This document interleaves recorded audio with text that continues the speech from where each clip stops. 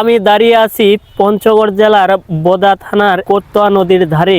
আমার পিছনে আপনারা দেখতে পাচ্ছেন এই শীতকে অপেক্ষা করে যারা পাথর উত্তোলন করতেছে এই ঠান্ডার দিনে। আসলে কতটা কষ্ট এবং নিম্ন আয়ের মানুষগুলোর এই শীতে তাদের পাথর উত্তোলন করতে কি কষ্ট হচ্ছে তা দেখুন বাস্তব চিত্রে।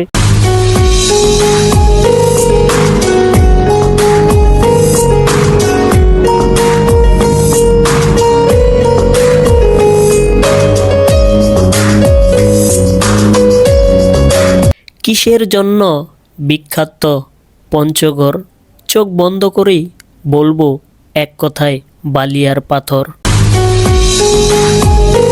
মাঘের শীতকে অপেক্ষা করে করতোয়া নদী কিংবা মহানন্দার বুক চিরে শ্রমজীবী মানুষরা সকালে ঘুম থেকে উঠেই পাথর কিংবা বালি উত্তোলনে শুরু করে।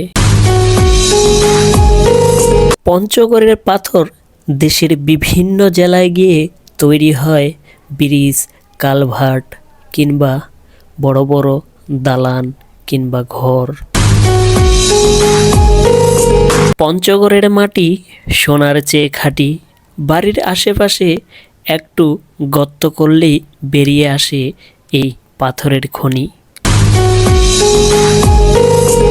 একটা কথা না বললেই নয়, এই কথাটা আমাকে বলতেই হয়।